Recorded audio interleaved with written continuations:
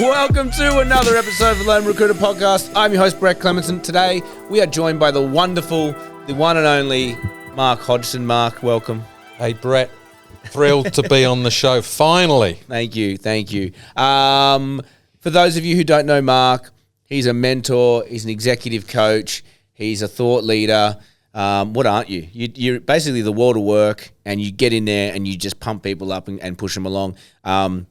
I've used you for a while now as a mentor, and for anyone who needs a mentor or has considered doing it, do it. It just keeps you on the straight path. Mark's been great for that, but he also has these amazing pieces of work that we've used, and I thought you guys would get massive value out of it. My brain this morning was on goal setting, thinking, what can we put together for this podcast? And, I was listening to this wonderful piece around setting outcomes for goals, or people who set goals and are looking at what outcome they're trying to chase. And a lot of the time they're big, lofty goals. It's like, I want to buy a house, or I want to pay this off, or it might be I want to achieve this year, or I want to, hit these metrics at my desk this year. And that's all well and good and great, right? But, those goals and the excitement around that wear off pretty quick. And if you don't love the achievements and the process around that, you're just going to lose interest quite quickly. So I was going to put a whole piece together myself on it and went, nah, get the expert in. Let's get Mark in, because he's done some wonderful stuff with our team. So, Mark, first question for you is, where do people go wrong with goal setting, do you think? Yeah, I think where people go wrong with goal setting is that, imagine an iceberg. They see it as the end result, but actually there's a lot of work you have to do ahead of setting goals such that you're able to set and achieve goals consistently. And that's the point. We've all had good or bad periods where we set goals, achieve them, get motivated and get all inspired.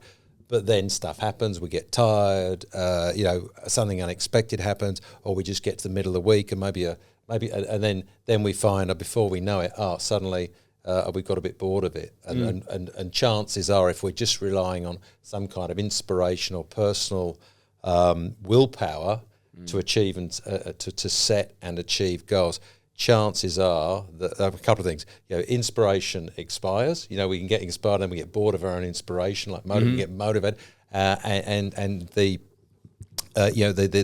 personal motivation piece.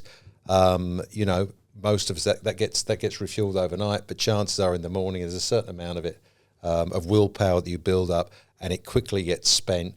And if you're just relying on motivation and willpower, then it dissipates quickly, and then life gets in the way, business gets in the way, and before you know it, you look back and think, what happened to my goal setting? Or my measurement, and what happened to my achievement? So then we get that inconsistency, and then we get that self-loathing. Why am I so bad at setting goals, or goal setting doesn't work for me? So I think we look at the wrong end of the lens, if you like, and we've got to go much more upstream, or a mix of metaphors, or going to the iceberg metaphor. We've got to do the deep work underneath that to actually get us to a point where setting and achieving goals is an outcome of a process.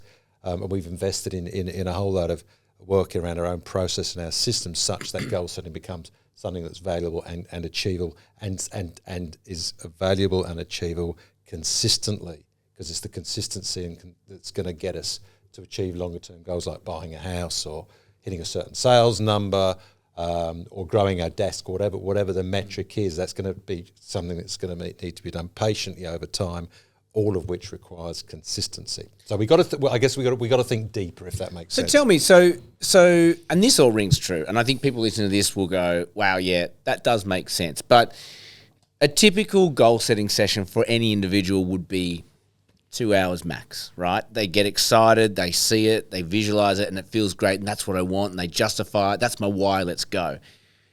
But what you're saying is, the reality is that that's just the start. Now we've got to put those building blocks together to support us getting there, right? How long do you think people need to put towards building up underneath, or is it just an ongoing thing? It's a case of stepping back and seeing the problem or the opportunity, if you like, from further back. I mean, it's it's about creating the conditions for our own success, because goal setting and goal achievement is about personal performance and personal success. So for that to be true, we've got to step back and say, okay, how do we create the conditions such that we have the chance to be consistently successul? So that, for me, for most of the people I'm working with when I'm doing my executive coaching, the place I start, and this is true whether they're an ASX listed CEO or run their own business as a founder or a solopreneur. We start with what I call morning routine. What does the morning routine look like?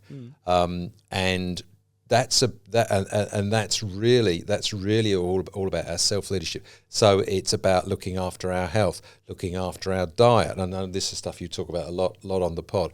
Looking after our nutrition, our exercise, all the various things we need to do to give ourselves the chance of showing up at work in a place where we're balanced, we're rested, we're calm, and they're ready to do work. And that's, so when I mentioned morning routine, because the things around that, like fitness, like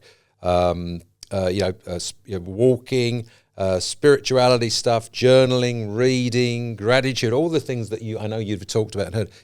You can do them at different times of the day. You don't have to do it in the morning. But for most people, those things are best done in the morning. So, for most people, I advocate get up for 5:30, 6 o'clock. Spend that hour, the golden hour, investing in you, balancing those things. There's a great book called The Miracle Morning by Hal Elroy that talks about a system that does that, but whatever works for you. But fundamentally, that piece creates the foundations for you to have a successful day. And I say, if you do that, then we can start to talk about goal setting. But if you've just rolled out of bed at 8:30, it's all chaotic. You've had 3 cups of coffee, and maybe you've got into the office late, or maybe you haven't even got into the office because you work from home, and all you've done is rolled out of bed, kind of splash some water on your face and then sat down at your desk, and you expect to perform, set and achieve goals. I mean, given those two scenarios, which one sounds most likely to actually be successful? And we've all been in those situations, haven't we, where what you've just described is being on the front foot or being on the back foot, right? That's how it feels. And we know when we're ahead of the game. When you're on, you've done the right things in the morning, you've had your gym workout and you're ahead of it. Family seems settled, whatever. You just feel like you're floating through that day in a really, like you're ahead of it. It's everything you're hitting. But then the opposite is the opposite, isn't it? Like, I've just woken up bleary-eyed. It's 8:30. Shit, kids got to get up. I've got to eat. Blah, blah, blah. And you just feel like you're behind every single meeting, every single step. And it is a horrible feeling, isn't it? Yeah, it is, and especially when we talk about goal setting. I mean, usually that's about a future state, isn't it? So it's about what do we want to achieve, and then what are the things we need to do to achieve that. And so there's an element, if you think about it, it's about forward planning. At one level, it's about forward planning. Well, for us to forward plan, we've got to be in control of time. We've got to be in control of state. We've got to be in control of our environment. And if we're chaotic about any of those things, again, what the chances are that we're going to sabotage ourselves and not be able to achieve those things, either because we're frazzled or because we're distracted, because our mind's still on the fact, I didn't do this thing, or did I put the dishwasher on, or whatever those things are. The reality is, life's busy, life's complex. A lot of, I think, what we need to do today is create a state of calm and a state of focus such that we are able to work. So many distractions, phones pinging, alerts.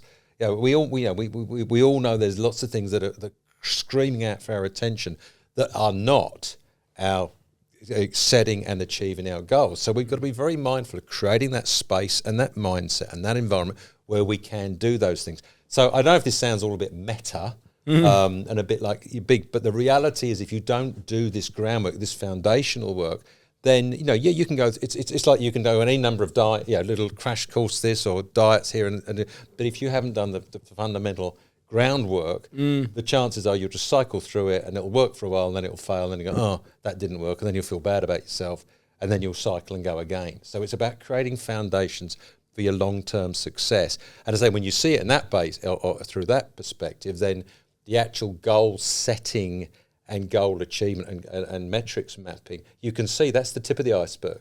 And chances are, the chance of you being successful in that important work is greatly amplified if you've done that foundational work that we're talking about.